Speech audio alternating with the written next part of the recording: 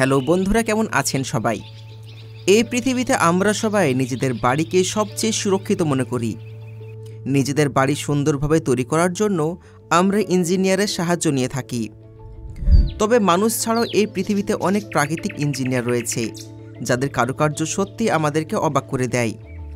আর তাদের মধ্যে অন্যতম হলো পাখি, যারা তাদের বাসা এমনভাবে তৈরি করে যে তা দেখে মানুষ অভিভূত হয়ে যায়। এদের এই শিল্পকলা সত্যি প্রশংসার যোগ্য।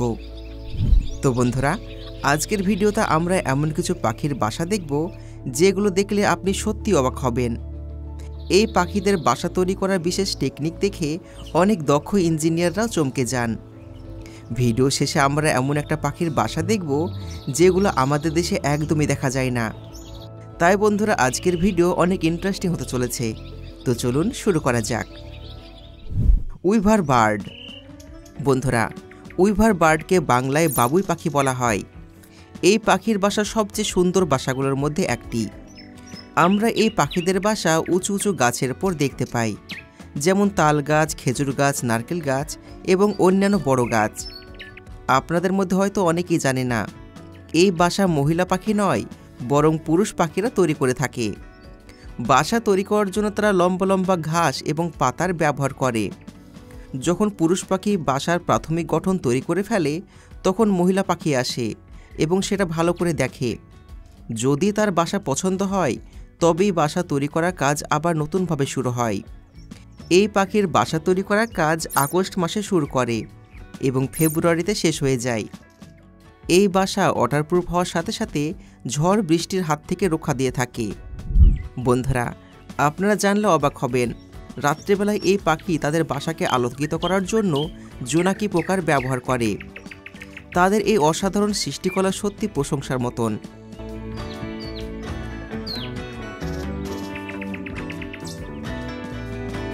Number 8, hummingbird. বন্ধুরা, আপনারা হয়তো সবাই জানেন যে এটি পৃথিবীর সবচেয়ে ছোট্ট পাখি। এদের বাসা দেখতে অনেক ছোট কাপের মতন মনে হয়, যেটি মহিলা পাখি সারাদিন কষ্ট করে তৈরি করে। এই বাসা তৈরি করতে 5 থেকে 7 দিন সময় লাগে। এটি সাধারণত 3 থেকে 7 ফুট উঁচু জায়গায় গাছের ডালে রেশম ও মাকড়সার জাল দিয়ে তৈরি করা হয়। বাসা তৈরি করার পর সেটিকে বাইরে থেকে সবুজ পাতা দিয়ে ঢেকে দেওয়া হয়, যাতে করে গাছের উপরে এই বাসাকে সহজে দেখতে না পাওয়া যায়। এই বাসাগুলো খুবই নরম হয় এবং এর আরেকটি বিশেষ বৈশিষ্ট্য হলো এটি ইলাস্টিকের মতন। বন্ধুরা, এই বাসার ভেতরে যখন বাচ্চা বড় হতে থাকে, তখন বাসাটিও স্বয়ংক্রিয়ভাবে বড় হতে শুরু করে। তবে বন্ধুরা, এরকম অদ্ভুত ইঞ্জিনিয়ারিং কি আপনি আগে কখনো দেখেছিলেন? অবশ্যই কমেন্টে জানাবেন। Number 7, bald eagle. বন্ধুরা, বোল্ট ঈগলকে পৃথিবীর অন্যতম ভয়ঙ্কর শিকারী পাখি বলা হয়। এই পাখি আকারে বড় হওয়ায় এর বাসাগুলো বিশাল হয়। আপনারা জানলে অবাক হবেন যে এই বোল্ট ঈগলের বাসা পৃথিবীর সবচেয়ে বড় পাখির বাসাগুলোর মধ্যে একটি। এই বাসা প্রায় 9 ফুট চওড়া এবং 20 ফুট গভীর হয়ে থাকে। এই পাখি তার বাসা উঁচু গাছের ডালের উপর কাঠ ও শুকনো ঘাস দিয়ে তৈরি করে। যদিও তারা ওই বাসাতে বাচ্চাকে সঠিকভাবে পালন করতে পারে, তবে প্রতি বছর সেই বাসাটিকে আরও বড় করতে থাকে, যাতে করে পুরো পরিবার একসঙ্গে থাকতে পারে। বন্ধুরা, হয়তো আপনি জানেন না যে ফ্লোরিডাতে একটি বড় ঈগল পাখির বাসা আছে, যেটা পৃথিবীর সবথেকে বড় বাসা হিসাবে বিশ্ব রেকর্ড গড়েছে। এই বাসাটির ওজন প্রায় 2000 কেজি। ভাবুন, 2000 কেজি ওজনের একটি পাখির বাসা কিভাবে হতে পারে? সত্যি মাথা ঘুরে যায়। Number 6, edible swiftlet. বন্ধুরা, আপনি শুনলে অবাক হবেন যে এমন একটি পাখি রয়েছে যার বাসা খাওয়া যায়। এই পাখিটিকে সুইফট পাখি বলা হয়, যা দক্ষিণ এশিয়ায়, বিশেষ করে ভারতের আন্দামান ও নিকোবর দ্বীপপুঞ্জে পাওয়া যায়। এই পাখি অন্ধকার গুহায় নিজেদের বাসা তৈরি করে। এদের বাসা ছোট্ট পকেটের মতন হয় এবং গুহার দেওয়ালের সঙ্গে লেগে থাকে। অবাক করার মতন বিষয় হলো, এই পাখি তার বাসা নিজেদের লালা দিয়ে তৈরি করে। সূর্যের আলো বাসার উপর পড়লে এটি সাদা সোনালি রঙের মনে হয়। এই পাখির এক একটা বাসার দাম প্রায় $4000 প্রতি কেজি, অর্থাৎ 1 কেজির দাম প্রায় 3 লক্ষ টাকা।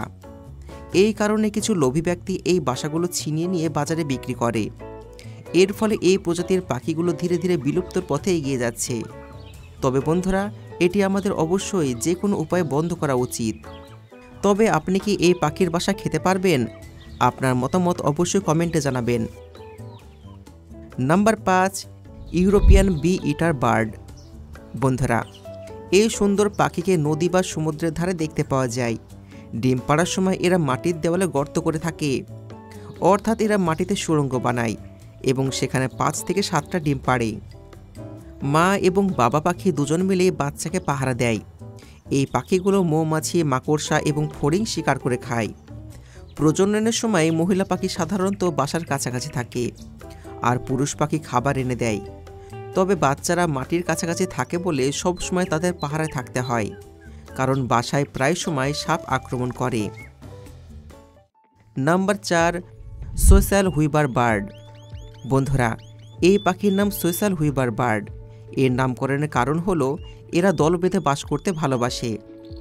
আপনারা শুনলে অবাক হবেন যে এদের একটি বড় বাসায় 5 থেকে 100টি গর্ত থাকে, আর এতে 10 থেকে 400টি পাখি বসবাস করতে পারে।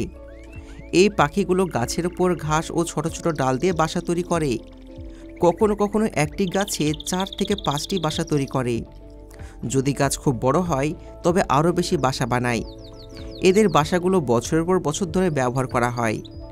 মজার ব্যাপারটা হলো মাঝে মধ্যে চড়ুই পাখির মতো অন্যান্য পাখিরাও এই বাসাগুলো ব্যবহার করে থাকে। তবে বন্ধুরা, দূর থেকে এদের বাসাগুলো মৌমাছি চাকের মতন দেখতে লাগে, যেমন ল্যাম্পপোস্টের ওপর এই বাসাগুলো দেখতে পাওয়া যায়। এরকম আশ্চর্যকর বাসা কি আপনি কখনো দেখেছেন? যদি দেখে থাকেন অবশ্যই কমেন্টে জানাবেন। নাম্বার 3, হটগুড বার্ড। বন্ধুরা, এই পাখিগুলো বেশিরভাগ সময় দল বেঁধে থাকতে ভালোবাসে। আপনারা জানলে অবাক হবেন, হটগুড তার বাসা পানির ওপর তৈরি করে। হ্যাঁ বন্ধুরা, পানির উপর ভাসমান বাসা। এই কারণে এই পাখির বাসাকে ফ্লোটিং নেস্ট বলা হয়। গাছের ছোট ছোট ডাল আর ঘাস দিয়ে তৈরি এদের বাসা পানির উপর ভেসে থাকে। এদের বাসা সাধারণত পানির কিনারা থেকে প্রায় 40 মিটার দূরে থাকে। দূর থেকে এদের বাসাগুলো এক একটি ছোট দ্বীপের মতন লাগে। এই পাখিগুলো খাবারের জন্য মাছ শিকার করে থাকে। প্রজননের সময় বাচ্চাদের লালন পালন করার জন্য এদের বাসা এমনভাবে তৈরি করে যেন সুরক্ষিত থাকে। তবে ঝড় বৃষ্টির কারণে কখনো কখনো এদের বাসা ভেঙে যায়। Number 2, African jacana. বন্ধুরা, আফ্রিকান জ্যাকানা একটি বিশেষ প্রজাতির পাখি। এরা নিজেদের বাসা পানির ওপর তৈরি করে। এরা মাছ শিকার করে এবং ঘাসযুক্ত জায়গায় ডিম পাড়ে। ডিম পাড়ার পর মহিলা পাখি সেখান থেকে চলে যায় এবং আর ফিরে আসে না। এরপর পুরুষ পাখি ডিমে তা দেওয়া শুরু করে এবং ডিম ফুটে বাচ্চা বের হওয়ার পর পুরুষ পাখি এদেরকে ডানার ভিতর রেখে সুরক্ষিত ও গরম অনুভব করায়। বর্ষার সময় একটি মহিলা পাখি 7 থেকে 8টি ডিম পাড়ে। এদের ডিম সোনালি রঙের হয় এবং এদের উপর কালো দাগ থাকে, যা দেখতে খুবই সুন্দর মনে হয়। বন্ধুরা, এই অসাধারণ প্রকৃতির দৃষ্টান্ত দেখে আপনি কি বিস্মিত হয়েছেন? আপনার মতামত অবশ্যই কমেন্টে জানাবেন। এরপরে নাম্বার 1 আছে কমন টেইলার বার্ড। বন্ধুরা, চড়ুই পাখির মতন দেখতে এই পাখিকে সাধারণত সবুজ জায়গায় যেমন জঙ্গল এবং বাগানে দেখতে পাওয়া যায়। এই পাখি নিজেদের বাসা গাছের পাতা দিয়ে তৈরি করে। এটা সত্যি একটা অনন্য কারুকার্য। এই পাখি তাদের বাসা তৈরি করার জন্য প্রথমে তো পাতার কিনারায় তাদের ঠোঁট দিয়ে ছোট ছোট ফুটো করে। এরপর সেটাকে মাকড়সার জাল দিয়ে সেলাই করে দেয়। তারপর পাখি তার বাসার ভেতরে নরম পালক, তুলা এবং নরম সিল্ক রেখে আরামদায়ক করে তোলে। এদের বাসা দেখতে একটি ছোট্ট কোণের মতন মনে হয় এবং এদের কারুকার্য সত্যি অদ্ভুত। পাতা সেলাই করে বাসা তৈরি করার কারণে এই পাখির নাম টেইলার বার্ড রাখা হয়েছে। বন্ধুরা, সত্যি এই পাখি কোনো দর্জি থেকে কম নয়। এদের অসাধারণ প্রতিভার জন্য অবশ্যই প্রশংসা প্রাপ্য। আপনাদেরকে যদি এই পাখির কারিগরি ভালো লেগে থাকে তাহলে অবশ্যই কমেন্টে জানাবেন। এবার আছে আপনাদের জন্য বোনাস পয়েন্ট। এবার আপনাদেরকে দেখাই গ্রেট হর্নেবল। বন্ধুরা, গ্রেট হর্নেবল সাধারণত পুরাতন গাছে তাদের বাসা বানায়। এদের বাসা তৈরি করা কৌশল খুবই চমৎকার। এদের শক্তিশালী ঠোঁট আছে। এরা বাসা তৈরি করার জন্য পুরাতন কাঠ ব্যবহার করে কিংবা পুরাতন গাছ ব্যবহার করে। এরপর তারা সেই গাছে গর্ত করে একবার গর্ত অর্থাৎ ফুটো করা হয়ে গেলে সেখানে মা পাখি চলে যায়।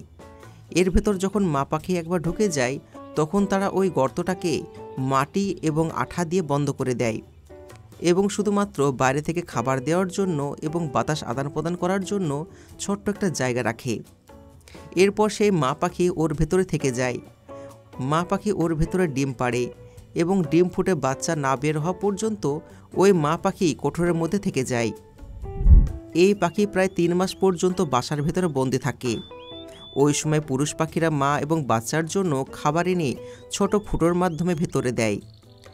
বিশেষ করে ভারতে এই পাখি খাওয়ার জন্য এবং ওষুধ তৈরি করার জন্য শিকার করা হয়। এর ফলে এই প্রজাতির পাখিগুলো বর্তমানে বিলুপ্তর পথে। তবে বন্ধুরা, আপনাদের কি মনে হয় এদের শিকার করা কি উচিত? অবশ্যই কমেন্টে জানাবেন।